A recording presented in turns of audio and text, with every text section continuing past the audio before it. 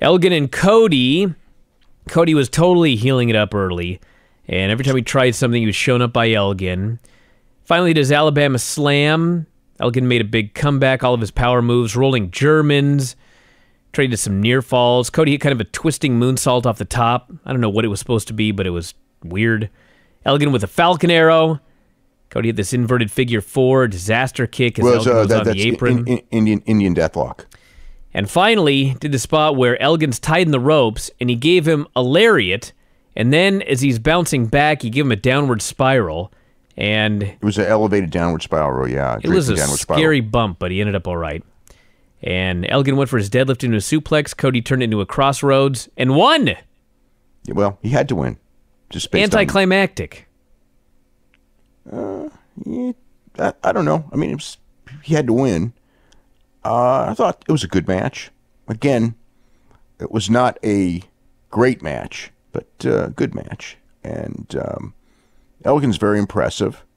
They did stuff where they traded cartwheels and traded vertical suplexes, and I think the big spot was the power superplex into a that Cody ended up getting out of. But it looked like really cool when he, powered him up from from outside the ring, from the middle ropes and everything. And then, that was kind of like what the thing built to. And then, then Cody pinned him clean. And after, Cody mentioned that he wanted Daniels and Okada, which was like interesting because it actually builds to some intriguing thing that looks like it's going to happen. So, which is. Perhaps Ring of Honor versus IWGP Championship on July the 1st. Or not championship, but champion versus champion on July the 1st. Well, I know that at this point I thought this was a very good show, not a blowaway show, and then it all turned around. And the fact that they did not have an intermission here was when I strongly suspected this main event was going an hour. This show was... So the show was like over 5 hours. Yes. It did not feel like 5 hours, except it was, because I watched it, and it felt like it was never ending, but it wasn't like WrestleMania, where it, or really like a SummerSlam or something like that, where it never felt long, but you knew it was long because these were really, you had a bunch of really long matches in a row. But yeah, I don't know, the show, the Hiromu Takahashi and Kushida match was everything you would expect from it and more. It was an absolute, it was like a absolute classic match. I still like the Kushida match with Will Ospreay better, though, I'll say that, but this wasn't far behind. I'd have to think about that. This match was so awesome. Except, I gotta get it out of the way, the Sunset Flip Powerbomb where the dude's head bounced off the ground was absolutely brutal. Yeah, it was cool. You know what's funny is everybody talks about like Will Ospreay and Takahashi and their insanity, but Kushida's the one who's been taking the insane stuff this last week or last week and a half. There was another spot where Kushida just got his head stomped on. Like just stomp. I'm not talking like worked stomps. I mean, his head was being stomped on. So between that and the Sunset Flip Powerbomb, this guy's got to protect his head. Now, outside of that, this match was so great. They started out fantastic with an match, unbelievable brawl. They're just winding up and fighting each other, and they fought. This is like 2 minutes in. They're basically selling like they're already practically exhausted. They kept going skull to skull, pounding on each other, and finally Takahashi gives an overhead belly to belly into the buckle and goes to work. And by goes to work, I mean the thing on that overhead belly to belly is it was like the timing of it was like just so spectacular, where it's just like it comes so fast, and it's like he does this move before you what I mean. It's like it's like you can sort of see the setup, but before you're like ready for it, it's already happened, but in this dramatic way. So, and that's actually a lot of what they do. I mean, they worked at such a crisp, fast pace, but I mean not so fast that it was numbing fast. I mean, it was like perfect junior heavyweight pace, I thought. So I go to a chin lock to kind of relax for a little while, and then Takahashi destroys him for a while. Kushida makes a comeback, throws him outside, sits him in a chair, sets up another chair on the other side of the barricade, running leap off the chair, over the guardrail, drop-kicking Takahashi off the chair and into the crowd. Through the barricade. Yep. Now, it was interesting because when Kushida grabbed the chair, the people thought he was going to use the chair, and they started booing him because they didn't want like a fucked up chair spot in this great match. But when he used the chair to leap off of, they were actually, that was crazy though. That just leaping off that thing with a drop kick, that was just crazy. Another crazy spot where they fought on the top, and Kushida gave him basically a Kimura superplex. Yep. Takahashi escaped, traded a series in the middle of the ring. We got the head stomping spot, and then we got the sunset flip powerbomb to the floor. Okay, so but that was set up like they tried that powerbomb a couple times during the match. The first time I thought was awesome because Takahashi's going for that sunset flip powerbomb, and he's in the middle of the move. Kushida turns it into an armbar on the apron. I thought that was like fantastic. So they're fighting up top. Kushida hits a super small package driver, 2 wind-up punches. So that's the Back to the Future off the middle ropes, which is like his big move, and he didn't get the pin with it, which was like a big part of the match. Starts curb stomping Takahashi, and finally he's going for the Kimura, the hoverboard lock. They also did the punch spot, where they just kept punching each other, and because the whole deal is that like they don't throw punches, and Kushida will always do like 1 punch in a match, and I think he did 2 in this one, but he does it like at the perfect time always, and then they just were selling. Didn't they sell like a double knockout where it was almost like it was gonna be a double knockout spot? Yep. Actually, there was a couple matches that did that, but they did it, yeah. So he's finally going for the hoverboard lock, and he's not getting the submission, so he turns it into a combo wrist lock and Kimura, and taps out Takahashi, wins the IWGP Junior Heavyweight title. This match was...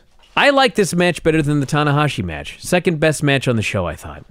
I would agree. I liked it better than the Tanahashi match too, but not by much. I thought they were both awesome.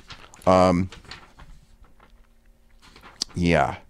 So Kushida leads everybody in the wave afterwards, and then Bushi hits the ring and mists him. Okay, so this was unbelievable because it's just like Kushida's just doing his promo, and he's telling everyone to do the wave because he had promised that he was going to win the title, and then after the match, everyone would do the wave when he won the title. So they're doing the wave, and the camera misses this, and I'm positive it was on purpose. Because all of a sudden, it's like you don't see anything, and then all of a sudden you hear screams of everyone, and you turn around, and you haven't seen it, and Kushida's on the ground, and Bushi's, and you're going like, who's the next, who attacked him? And it's Bushi there. And then they have to show the replay of him blowing the mist. That was such a well, the timing of the angle was great, and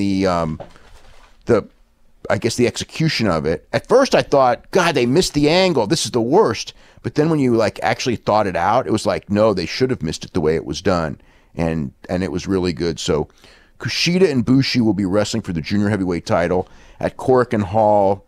I don't know the date. It will be one of the 3 dates, one of the 3 shows that's going to be on. I think it's the 20th, 26th, and 27th.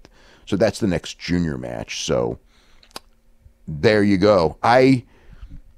It's funny seeing this because I'm very strongly that Hiromu Takahashi is just an incredible, it's just an incredible champion, incredibly charismatic person who I think is way, he should have like a long title run. At the same time, Kushida is just the best. He's like the best.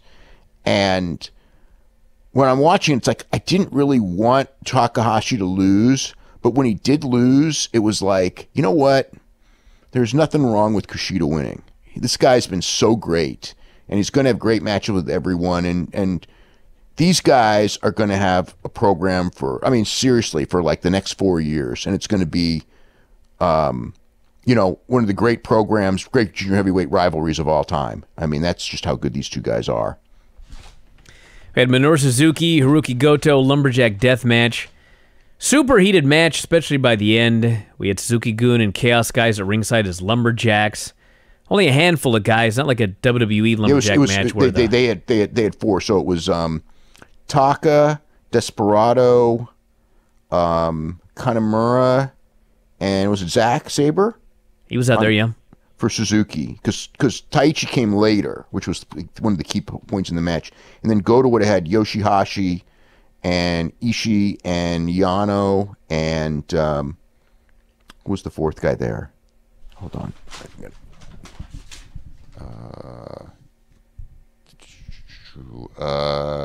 Jado. No wonder I forgot him, because he wasn't even on the card other than that.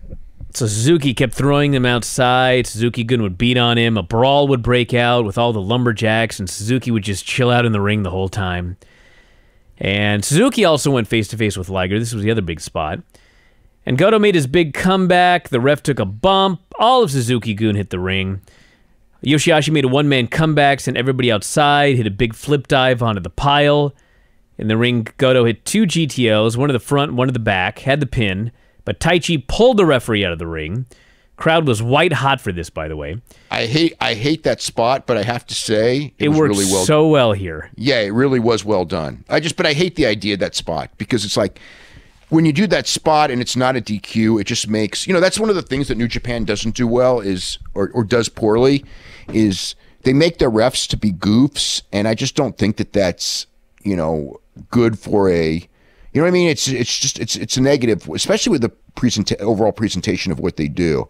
But if you're going to do that spot, the timing of it and the way it was done, I actually was not even mad about it. It was done so well, but I just hate you do your finishing move and then somebody pulls the ref out and it's not, it has to be a DQ at that point, but it wasn't.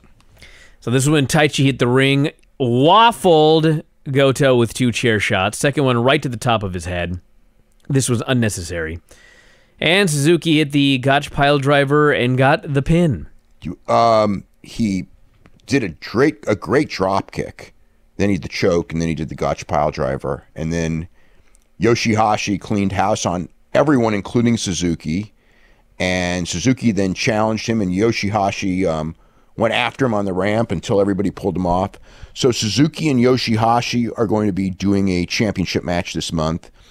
And I would guess that somewhere, and maybe it may be on this month as well, maybe a non-title match, maybe a title match, that there'll be a Suzuki-Liger match, because they were teasing that as well. So, and there was a lot of heat when Suzuki and Liger were about to go at it. I mean, because Liger's doing commentary, and this is like the middle of the match, and the place just went crazy when they went to do that. And Chono's there, and Chono's trying to calm Liger down, and Suzuki shoved Liger. And this wasn't as far as Suzuki matches go, this wasn't the greatest one by any means. I thought, it was real. It was real heated, and it worked for what it was. A lot of people didn't like it because of the interference, but when you have a Lumberjack match, kidding me? That's this whole match. Yeah, how would you do this match with no interference? It's a Lumberjack match. Yeah, when you have a Lumberjack match, it's inherent that there's going to be a ton of interference. But I if this was a normal match, I would kind of been tuned off by it. But I actually thought it was pretty good overall, because again, I thought that the spots with Yoshihashi, that was the key thing. Goto kind of just came off like he was there, and he was good. Goto's always good. He's always solid. He's always in the right place. Suzuki's awesome, but it was Yoshihashi came off as the guy in this match, where he just cleaned house and looked good, and it's funny, he's the guy that ended up getting elevated in this whole thing.